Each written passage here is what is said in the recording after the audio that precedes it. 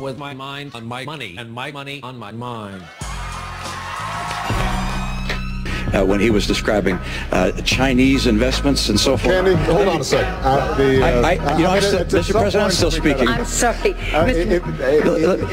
Mr. President, let me finish. I'm going to continue. Governor Romney, if you can make it short. See all these people, they've been waiting for you. Could you just make it short? Just going to make a point. Any investments I have over the last 8 years have been managed by a blind trust. And I understand they do include investments outside the United States, including in Chinese companies. Mr. President, have you looked at your pension? Have you looked at your pension? I've got to say. Mr. President, have you looked at your pension? You know, I don't look at my pension. It's not as big as yours, so it doesn't take as long. Let me give you some. Let me give you some advice. I don't check it that often. Let me give you some advice. Look at your pension. You also have investments in Chinese companies. You also have investments outside the United States. You also have investments through a Cayman's trust. We're sort of way off topic here, Governor Romney. We're a little off topic. Completely off the immigration. I thought we were talking about immigration. And we were. I do want to make sure. If I could have you sit down, Governor Romney, thank you. And I appreciate that question. I just want to make sure that I think I was supposed to get that last answer, but I want to point out that I don't believe. I think so, Candy. I don't believe. Make sure our timekeepers are working. The timekeepers are all working, and let me tell you that the last part, it's for the two of you to talk to one another, and it isn't quite as orders as you think. But go ahead and use this 2 minutes any way you'd like to. The question is on the floor. I just note that I don't believe that bureaucrats in Washington should tell someone whether they can use contraceptives or not, and I don't believe employers should tell someone whether they could have contraceptive care or not. Every woman in America should have access to contraceptives, and the president's statement of my policy is completely and totally wrong. Governor, let me come back and answer your question. Governor Romney says, I'm opposed. I'd get rid of it.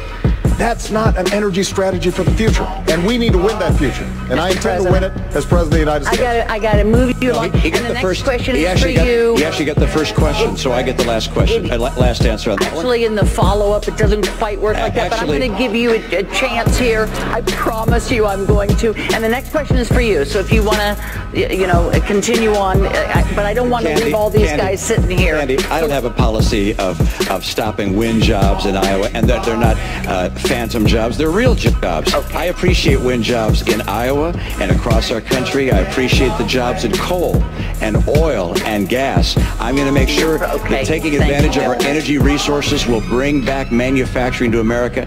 We're going to get through a very aggressive energy policy, 3.5 million more jobs in this country. It's critical to our future. Candy, it's We're going to move you along to taxes. We're going to move you both along to taxes over here, and all these folks that have been waiting. But when we make this into a divisive political issue, and when we don't have bipartisan support, I can deliver, Governor, a whole bunch of Democrats to get comprehensive immigration reform done, and I'll get it done. First year. We have not seen Mr. President, let me move you on here, serious about this issue at all. Mr. And it's time for them to get serious on it. This used to be a bipartisan issue. Right. The day after the attack, Governor, I stood in the Rose Garden, and I told the American people and the world that we are going to find out exactly what happened, that this was an act of terror, and I also said that we're going to hunt down those who committed this crime. And then a few days later, I was there greeting the caskets coming into Andrews Air Force Base and grieving with the families.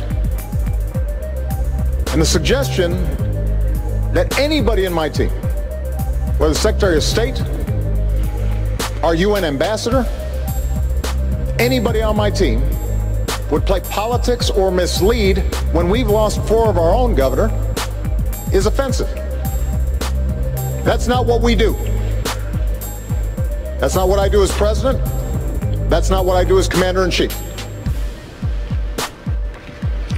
Governor, if you want to reply just quickly to this, please. I think it's interesting. The president just said something which is that on the day after the attack, he went to the Rose Garden and said that this was an act of terror.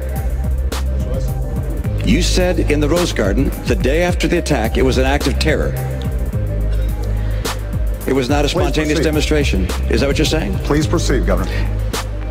I want to make sure we get that for the record, because it took the president 14 days before he called the attack in Benghazi an act of terror. Get the transcript. He did, in fact, sir. So let me call it an act of terror. Can you say that a little louder, Candy? He did call it an act of terror. It did as well take 2 weeks or so for the whole idea of there being a riot out there about this tape to come out. You're correct about that. The administration indicated that this was a reaction to a video and was a spontaneous reaction. It took them a long time to say this was a terrorist act by a terrorist group, and to suggest, am I incorrect in that regard?